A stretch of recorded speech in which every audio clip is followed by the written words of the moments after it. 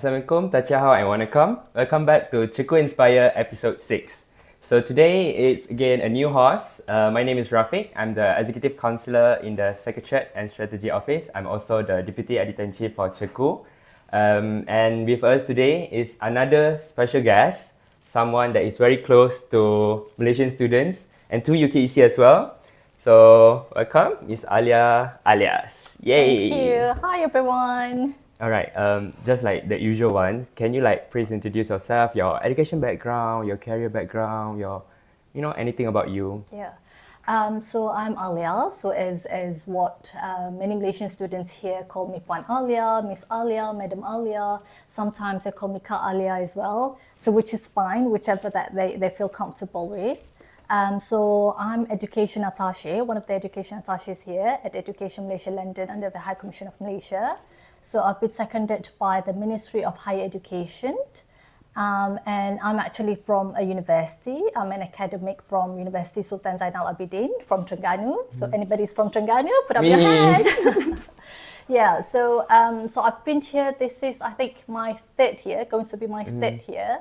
And normally our posting is for 3 years. So I think my time will come very soon to the end, and I'll be back to where I belong. So which is I'm going back to Terengganu by the end of, somewhere in August. Somewhere in August. Yes. Okay.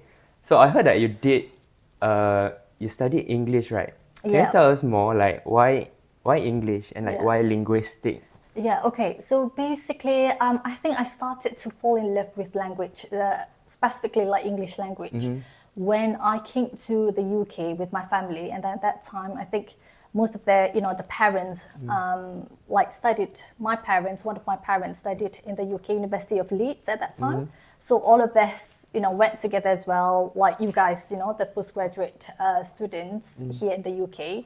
And then I think I started to fall in love with the language, with how the teachers over here in the UK, how they treat their students. Not like it's very much different from how Malaysian education system is. And then after that, I remember as well. And then the first time I think that I wrote an essay, or I drew something. I think I drew something, and that it was just a stick figure. But then the teacher said, "Oh, it's gorgeous, it's beautiful." And then I think that was the first time I felt this teacher really praised me. Although I think that was the ugliest, drawing of mine, right? And then after that, I became close with my teachers. I still remember their names, Mrs. Hoff and Mrs. Simpson. And then when I went back to Terengganu at that time, and then I was still in touch with them. So we wrote postcards at that time. Well, we don't have WhatsApp and emails. Messenger, whatever, So we wrote postcards, and at that time, because you just got back from the UK, and then your English is still there. I continue, watching English movies, listening to English songs, and so forth. So I think that's where I fell in love with the English language, and then I wanted to pursue, English and then teach English as well. So that's where I did my TESOL, and then I did my master as well in applied linguistics. Yeah. All right. So you studied English, and then you became an academic in English field at UniSZA. But how do you end up here, being Education Attaché? Yeah. Something's not really related to English, right? So exactly, why? Yeah. So here at Education Malaysia, so the posting over here, it's a bit different because when the vacancies open, so meaning that everyone from the government agencies, whether it's from the federal or other agencies under the government, so it means that universities, lecturers or administrative assistants as well, they can apply. So when the opening came at that time, I think it was 2020 or 2021. I think 2020 at that time. And then I applied because at UniSZA, so I don't only teach at the Faculty of Languages at that time, but also I was seconded at the International Centre of the university. So meaning that I dealt with international partnerships, international students. So went to the embassies as well. So went to universities overseas to just get the collaboration to the university at that time. So I think I was I think I love doing the internationalization. I love meeting people and then getting to know them and then, their culture as well.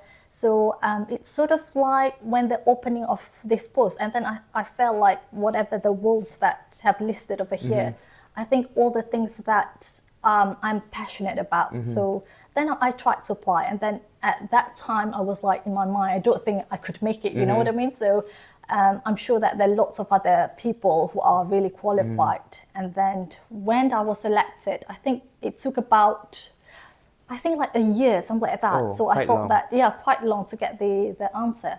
So when I got the answer, the email mentioning that it was a success, and then I was going to be posted to the High Commission of Malaysia here in London. So it was quite a surprise because I think during the interview, when they asked like, where would you like to go? And then at that time I said that I wanted to go to Washington at that time. So in my mind, like, I've been like reading, I think like not so much in love with the UK, but then I love more the politics in America. And also I think most of the movies are from the US, isn't it? Yeah. But then I got here, then that's why I think I ended up here. Okay, yes. And that's meeting, interesting. you and also like Malaysian students over here, which I really, really love Malaysian students over here. Okay. All right. So, I mean, working as like an academic and also education attaché, what's like the main difference between those two roles? Yeah. I think, during my academic time, as teaching, and then I've got students, and then my students are, different levels as well. So I've got students from diploma, and also from degree. And I think the most like significant difference is that, like when I was like teaching, I had like a gap between me and my students.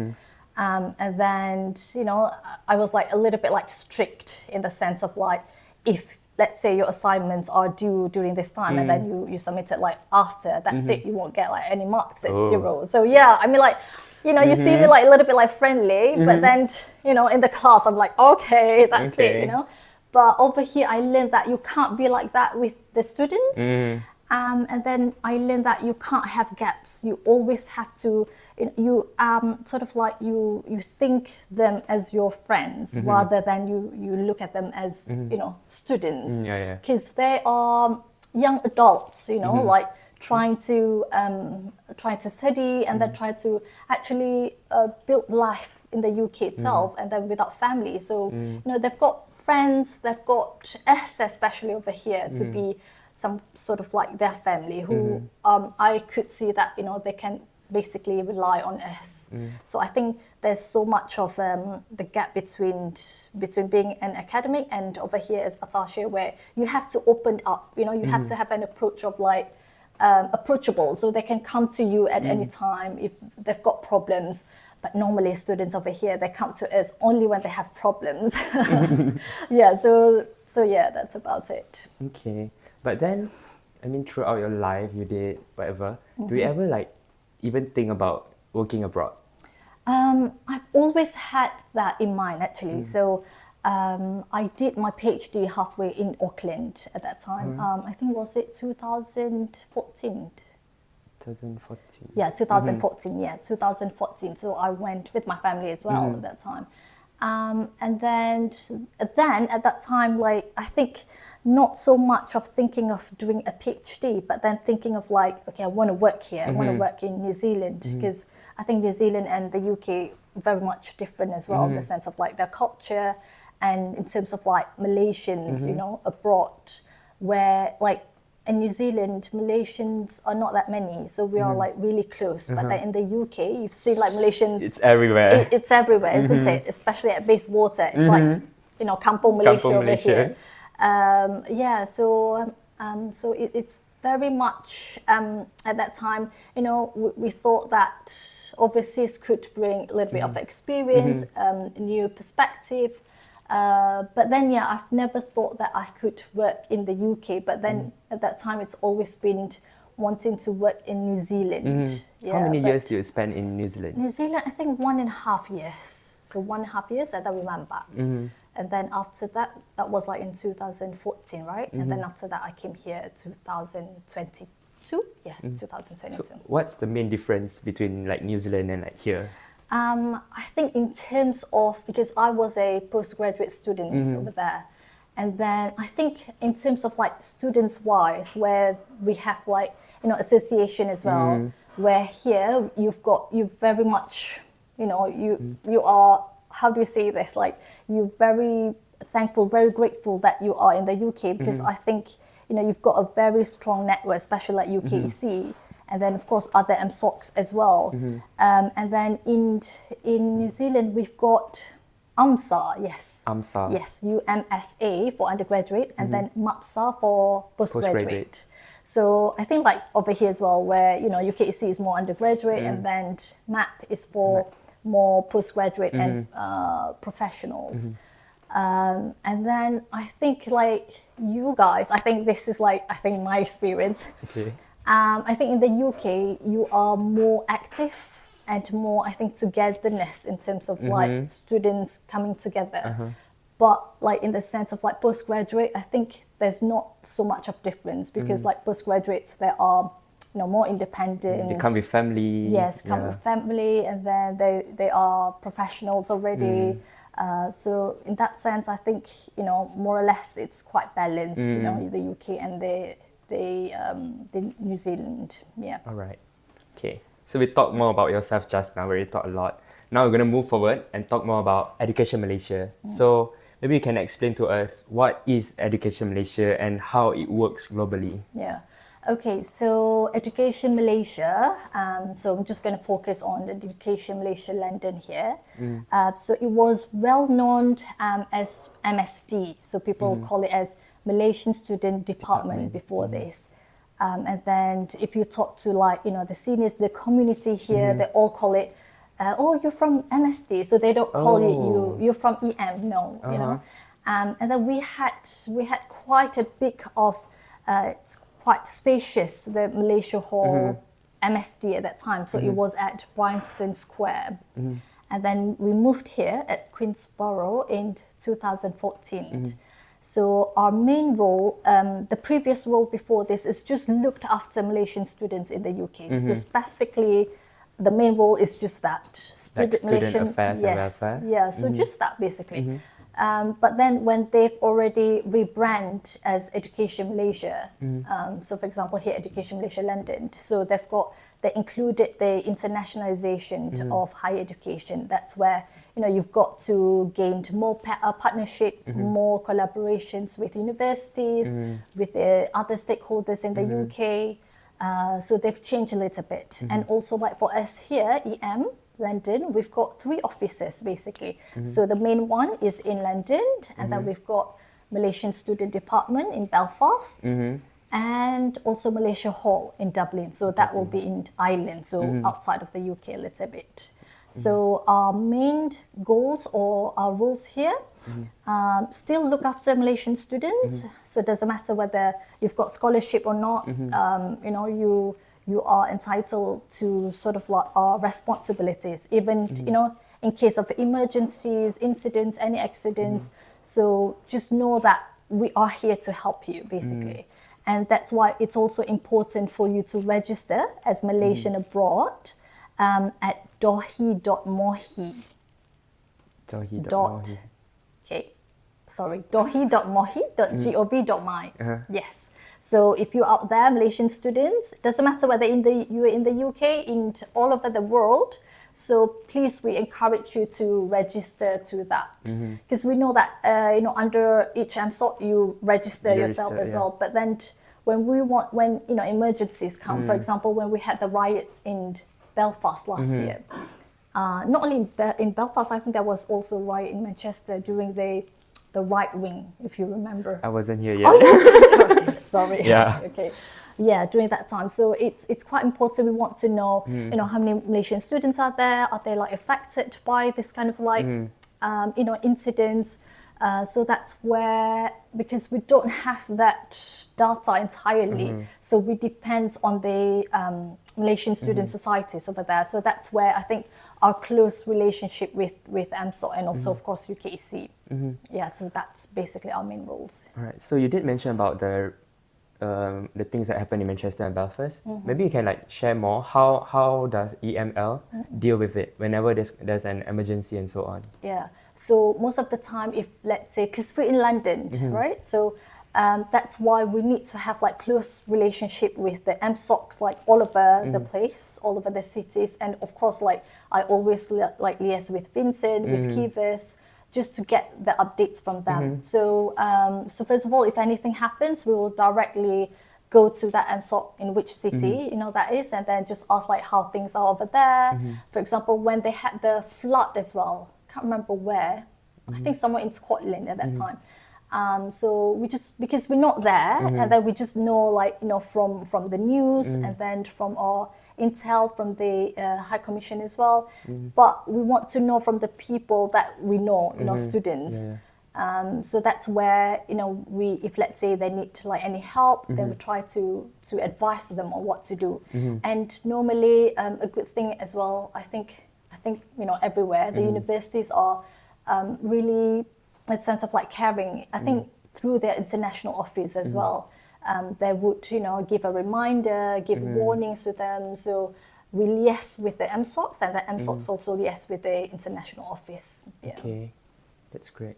I think we did briefly mention on how Education Malaysia has like a lot of office in different countries as well. But what truly makes Education Malaysia London different? Because as for what I know, like Education Malaysia Indonesia, for instance, they definitely focus more on like marketing or like attracting more Indonesian students to Malaysia and so on. But what makes Education London different? Yeah, you are right. I think you've got the experience working at Education Malaysia Jakarta, right? At that time, internship there, isn't it? Yep, yeah. True. How long? 6 months. It was for about 5 months. 5 months. Yeah. So each EM offices all over I think we've got 12 offices around the world, so it's not that many though. So we've got our main responsibility. For example, like you mentioned in Jakarta, so it's more on promotion, marketing of our universities, of getting more Indonesian students coming to Malaysia to study there. But for us, it's really a challenge if we want to get like British students to come and study in Malaysia, isn't it? So what we do in terms of internationalization, because we've got like many students in the UK as well. So our main thing is, of course, the welfare for Malaysian students. And of course, like we wanted to support as much as possible to MSOCs. Because over here, I think the roles over here as with students is like supporting them. And if they want us to organize something, a program for them as well, which I think, all of the programs have been organized by MSOCs. So, you name it, from the career fair, from the mental health issues, Malaysian night. Yes, Malaysian night. Oh my God, exactly. M nights, M games, which is like, it's been here for decades already, right? So it's just like a tradition. So for us over here, is like we're trying to get more mobility students from the UK. So go to Malaysia for a short program. So for example, for 1 week or 3 months or a semester. So that's why we're trying to market our higher education. And also because we're trying to make Malaysia as the education hub. And we know that Malaysia is also a Muslim country.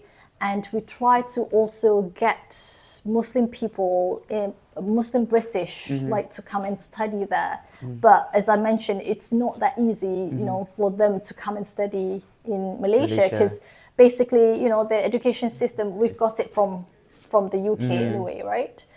So we're trying to like have a short course basically. So that's I think what makes us different from other EMs. Like also, for example, I give example, EMC. So they do have a lot of Malaysian students over there as well, but they do have different attaché from different state.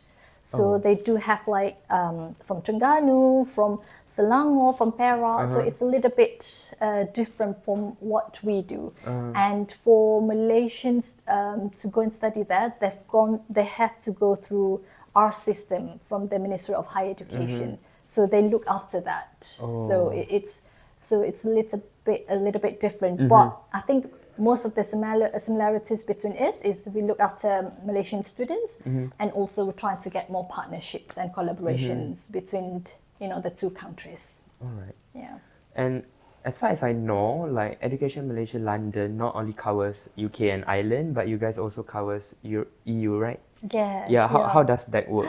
Oh, EU is so big. I know, exactly. So it's huge. I mean, talking about the UK as well, you don't have like enough manpower, enough like time to go and meet them and so forth. So we work closely with the embassies over there, the high commissions, the missions in the Europe as well. So when we had, especially like for the welfare, we have like any death, for example, or any accidents where we had well, I've come across quite a number of like cases with Malaysian students, which I think I'm very thankful for that experience, which I think at UniSZA I don't think I would experience those kind of things, because we've got HEPA, what we call Student Affairs Department, yes, Hal Ehwal Pelajar. But over here you cover everything. Basically. So we work closely with the missions as well, and they know our existence. So they know that if it is related to higher education, if they need our input, so we would submit to them as well. And then if they need our data, and it's vice versa as well, we need their data, like how many students are there, what kind of like programs that they study. So we sort of like, we work very well with them. Yeah, that's really good. Like you mentioned about some incident that happens. Maybe you want like to highlight one or two, like one that you stick in your mind up until this day. Yeah, I think the one that is a experience. I think I've got a few, but then I think the one that stick with me, I think for the rest of my life, I think is like handling a case of a student who died or who passed away. So I had that experience, I think, was it 2023? Yeah, 2023. So it happened in University of Birmingham. So basically, yeah, I mean, I was there with the family up until the repatriation of the body to Malaysia. But then, of course, I didn't go back to Malaysia. But then, just being with the family, just trying to, because like parents have lost a child, right? Which, far away, like UK to Malaysia, it's really far. Yeah, it's just like that experience. And up until now, like me and the parents are still, in touch with each other. So, I mean, that's a thing. I think if I go back as well, I would definitely, visit the parents. Yeah, that's the thing. I think the toughest part is, being with them, trying to console them, trying to do whatever we can in our power.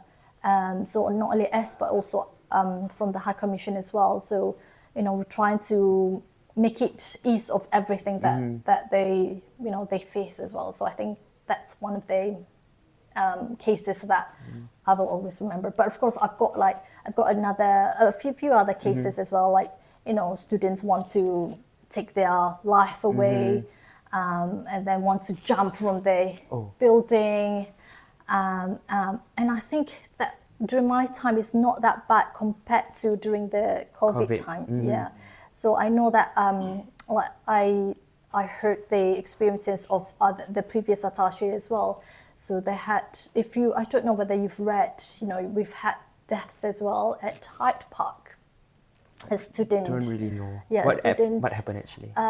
So we actually don't know what happened, but it's just like the body was found at Hyde Park, and yeah, so it was, people say that it was kind of like foul play, but then the police said nothing foul play about it. So it just happened, like mentioned that like he sort of like took his life, something like that. Yeah, so it's just like, I think mental health during that time was like, I think at the peak. So that's why we came up with together Talian Kasih and Mercy at that time. Yeah, I think 2020 or 2021?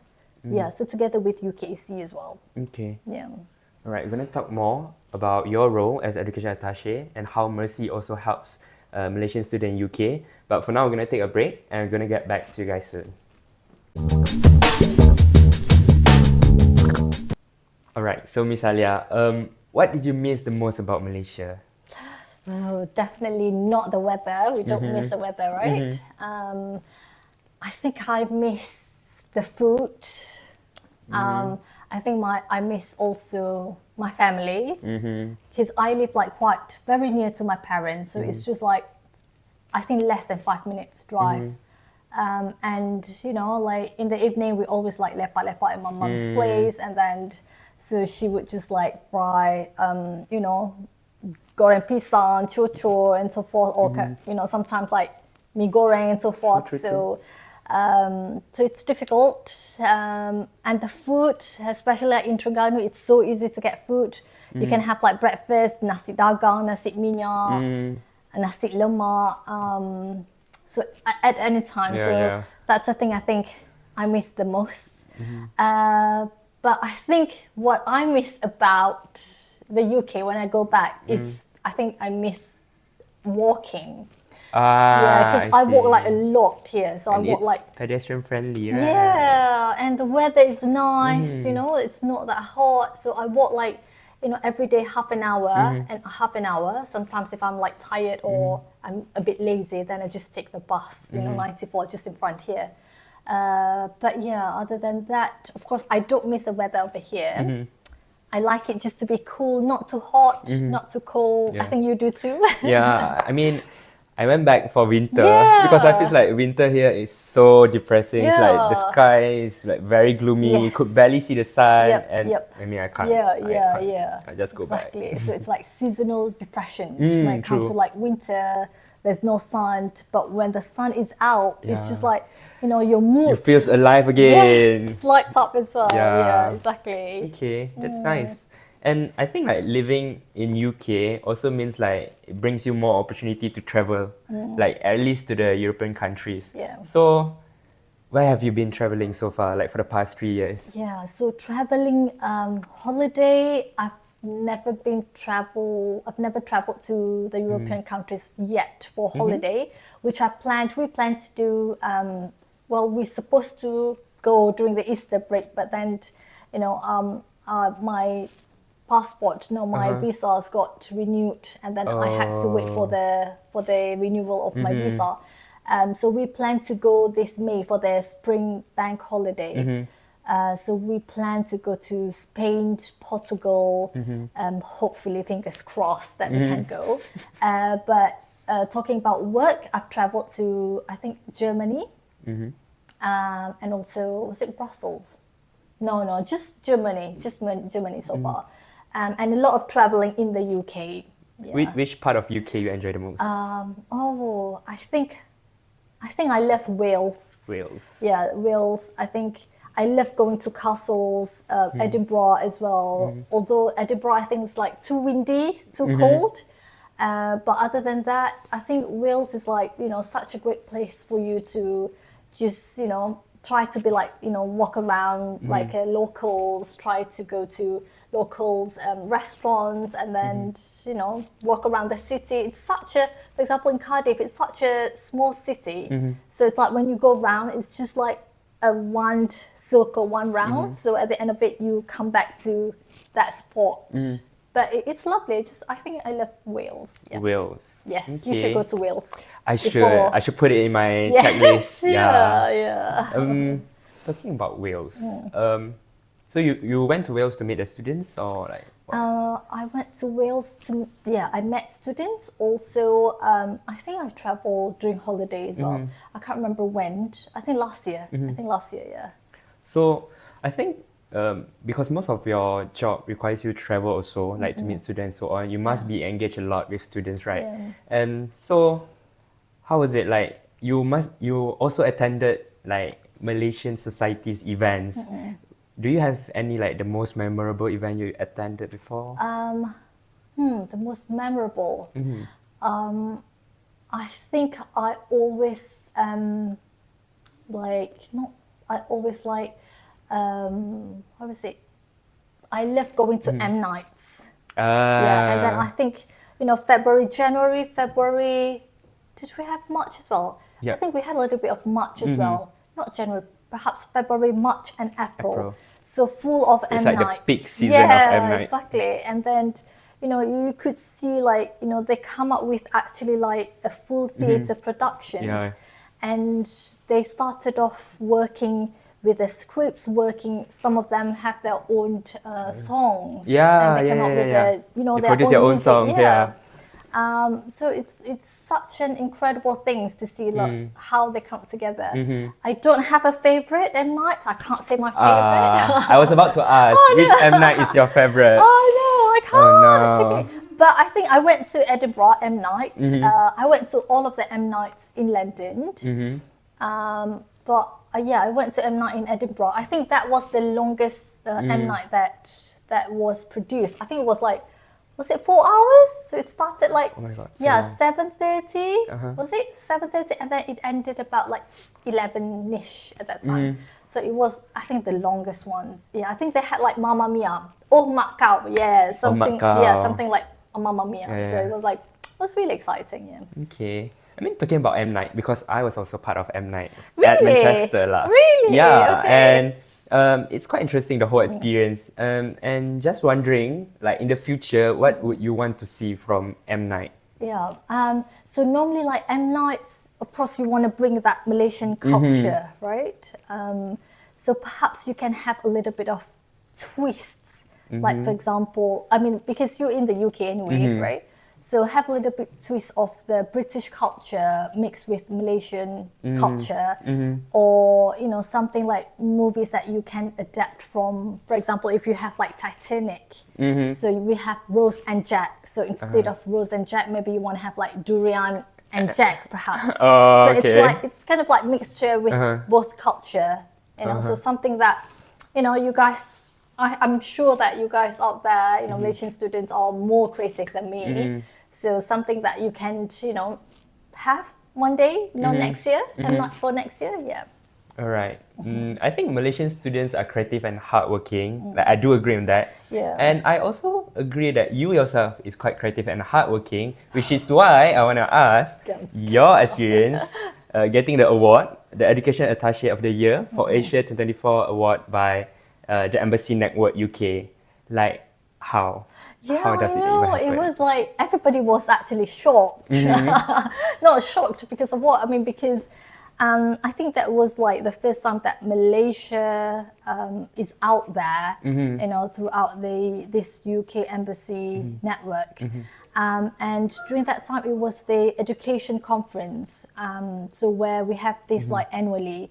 And I think what inspired me, I went to this conference every year. And then for the first year, of course, I went there just to network and then to see how this conference is. And I always inspired by these people who won the Attaché of the Year, and they've got the Attaché of Asia, Attaché of Africa, Attaché of Europe. So they've got different kind of awards. So when I was shortlisted, I've got the email, and it was wow, was it real? And then so I've got the email, and then it was great. And then I told my team, and then I think my team told the High Commissioner as well, and then they only announced on the day, so on the conference day. So I think it was in July, last year in July. So they listed all of the names that was shortlisted for that category of Asia, Education Attaché of Asia of the Year. And then when they called my name, and then I was I was stunned for a bit, but then I went up, and so I received the award, but I did not get the Attaché of the Year award. So it's that will be overall Attaché. But anyway, thankful for the recognition. So meaning that I think the work that you've done, people can see it not only from Malaysia, but then from all over the world, from all of the missions in the UK. So it's quite big actually. The missions about 100 plus, different missions, different countries, and London is quite very active, in terms of this diplomatic organizations. So how does you feel after winning? Does it inspire you to do better, or how does it also affect the people around you, like inspiring others to even do better also? Yeah, I've got like, a few of my colleagues say that, okay, don't worry, next year you're gonna win that Associate of the Year, and they say, I'm not really sure. I mean, like, I'm not really into awards, isn't it? But I think it's quite recognition, and I'm thankful that my university, UniSZA at that time, congratulated me. The Ministry of Higher Education congratulated me as well. And then I think like for the last few months that I'm still here, so I just want to continue what I've been doing. Trying to give more, try to go to more. I love like going to programs to support like students. I just love it. I remember, was it last year, 2004? No, the year before that. I think started in January and then February. I think every weekend I went out. I went out for programs, which is, and I know that I think like students appreciate it. When you went there, and then although you just have to be there and then just have a chat with them. Getting to know how are things, how's life. What are the issues that you face.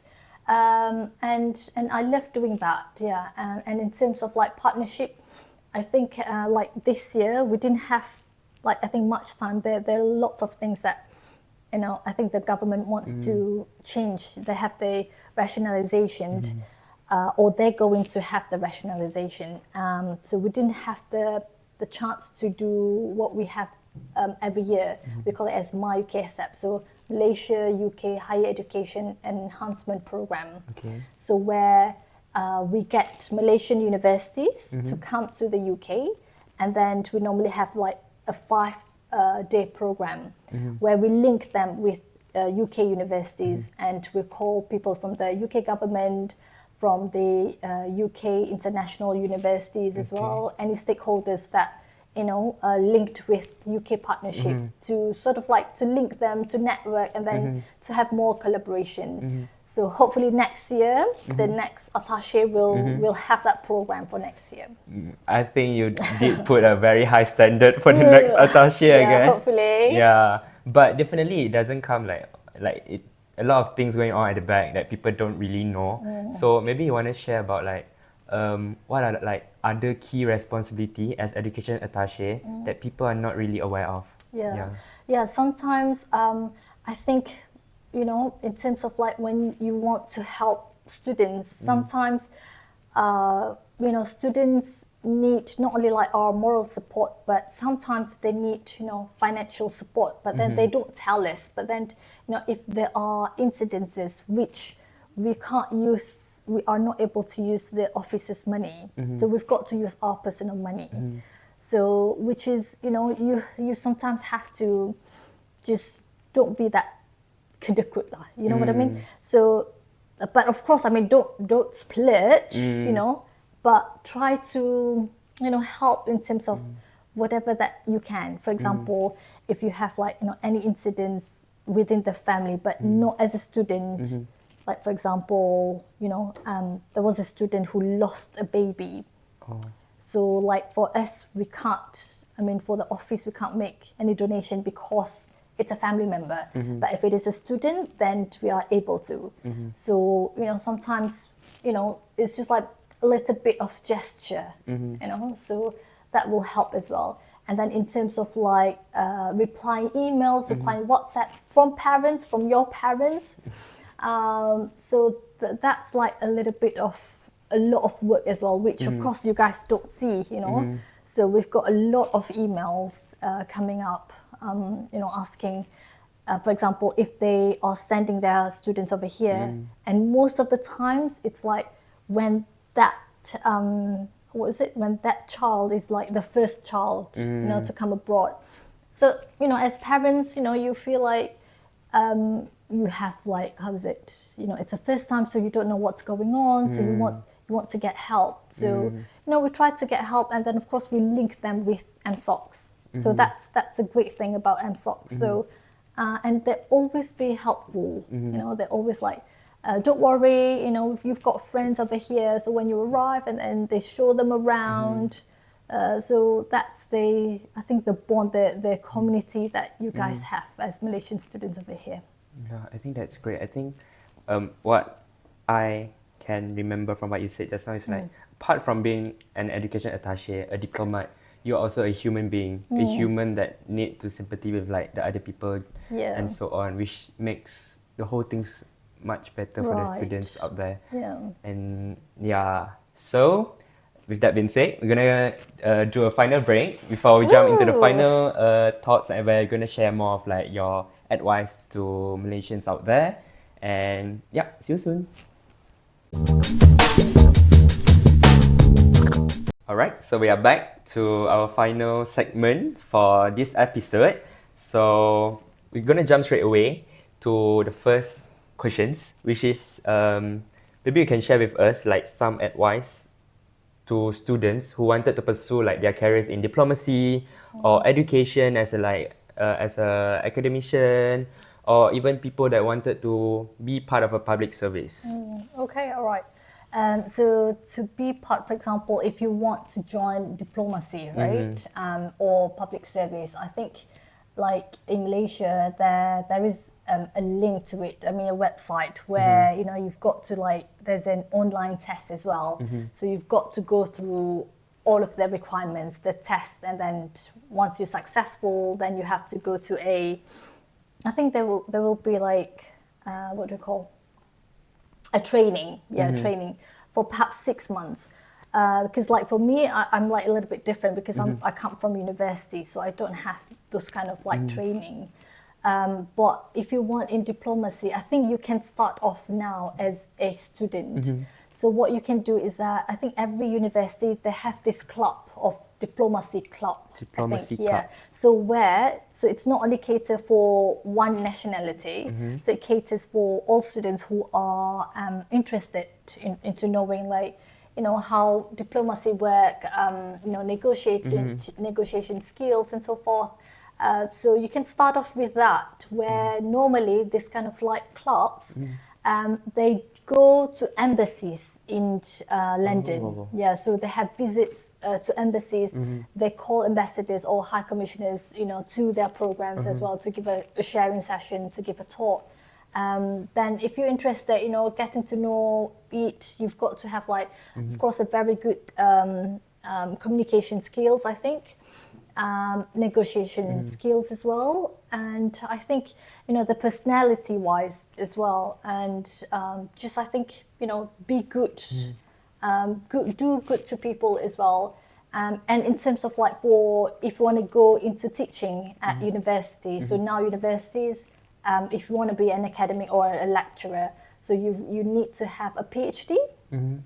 So during my time, it's not required that you need to pursue your PhD, but this time around, in order for you to have a PhD, in order for you to be a lecturer, so you need a PhD. So if, let's say, for example, that is what you want, you know, so try to, you know, have a look at Google it up at, it's either private or public universities. So normally public universities, you know, they've got their vacancies over there as well.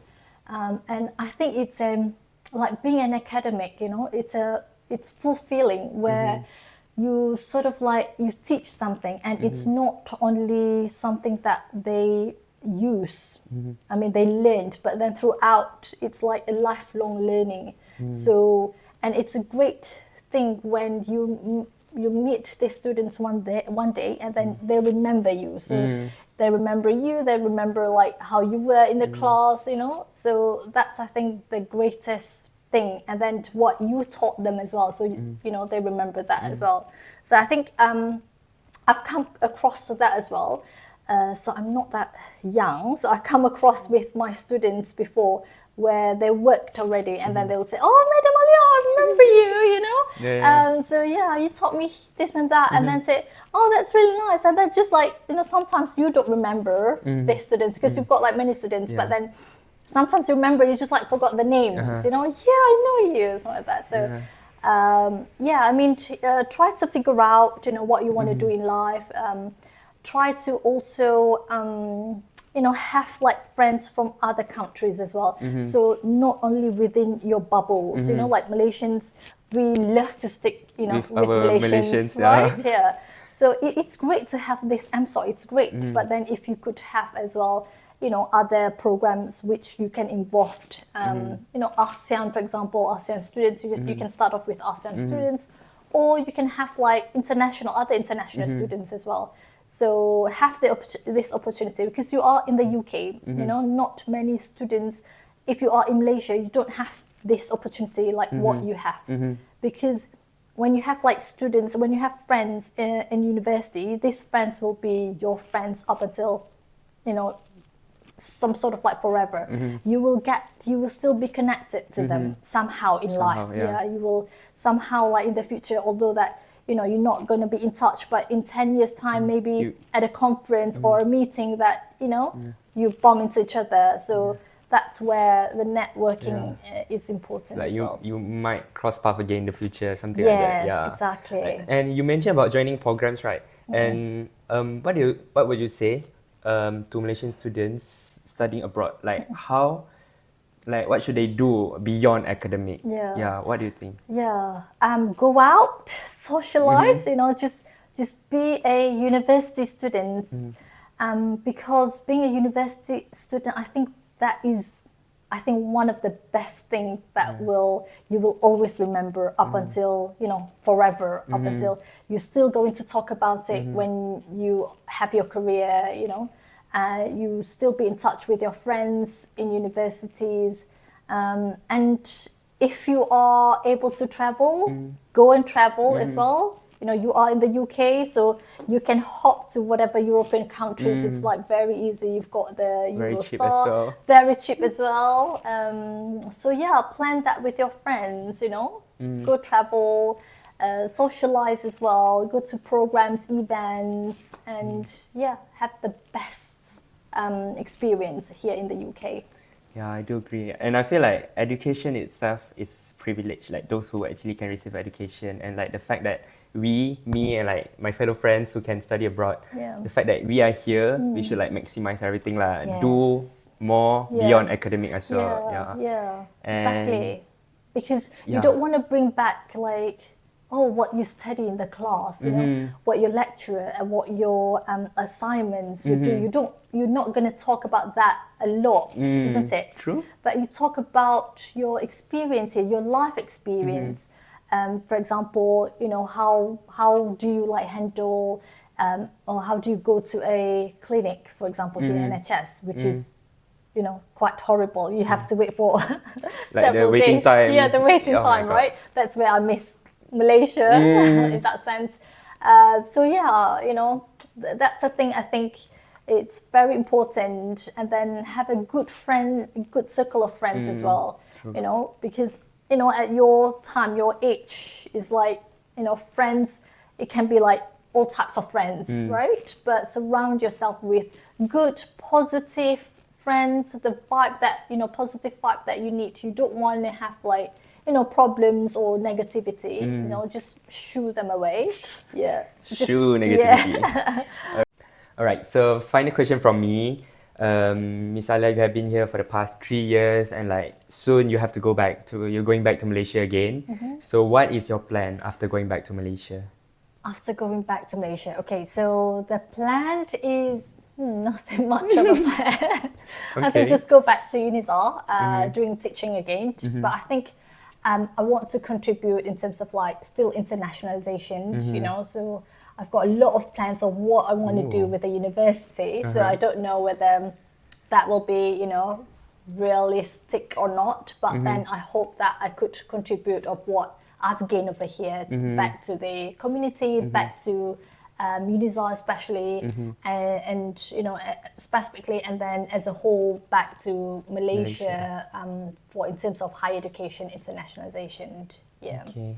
All right. So for this episode, we have one special segment or slot where I'm gonna ask you rapid question, like a lot of 4 questions, I think. Okay. But the twist is we're gonna speak in Terengganu. Woo!